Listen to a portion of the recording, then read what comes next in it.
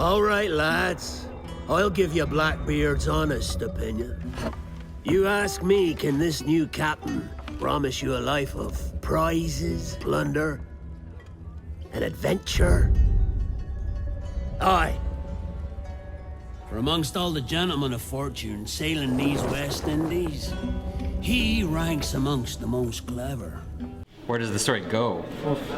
So for 4, so what we do is now that the Assassin's Creed 3 storyline, you know, the present day storyline, it caught up with our real time, you know, so 2012.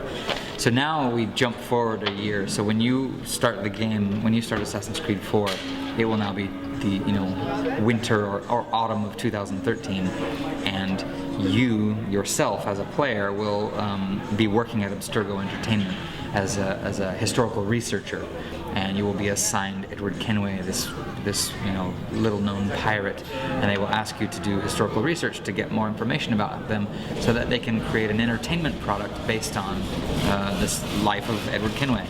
So that's where the story starts, but I don't want to spoil too much, because what we do is, you know, all the stuff that happened before Desmond and his father William and Sean and Rebecca and the assassins in the present day, all that still exists, but we're stepping sideways to tell a story about you in Abstergo.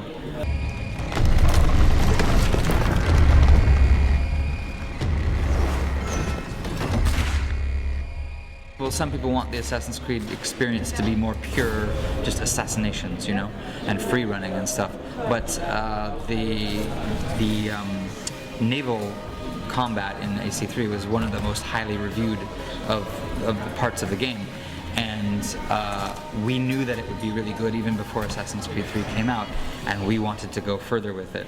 So it's not it was just a desire on our part to want to make a game that had open naval, that wanted to explore, to be able to free roam around the ocean. Pirates are an interesting subject, especially when you do real, actual historical research, and you see that they are interesting, grounded characters. And we came up with a way to integrate the Assassin-Templar conflict into it. You know, pirates were very, very egalitarian. They were some of the first people to experiment with democracy, even if it was a bit rough. And that fits with our Assassin's Creed. You know, the assassins are people who want equality and liberty for people free from tyranny, even if it means they have to kill people to get it. So we like that kind of cross breed of pirates and assassins, but there's conflict there, and that's what our story is about.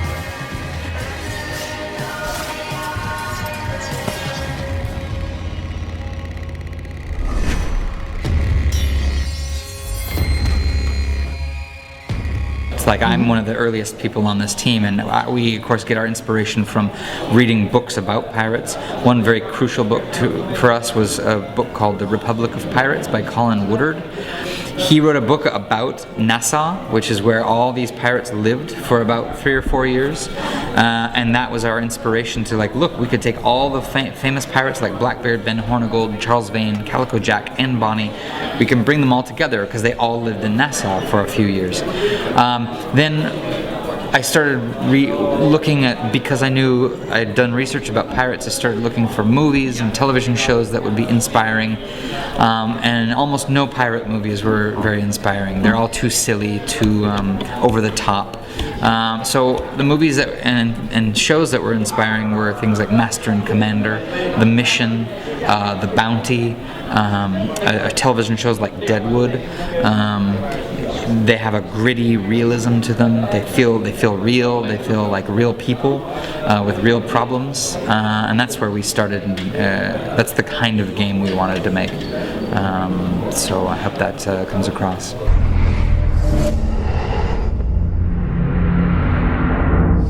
Assassin's Creed 4 Black Flag.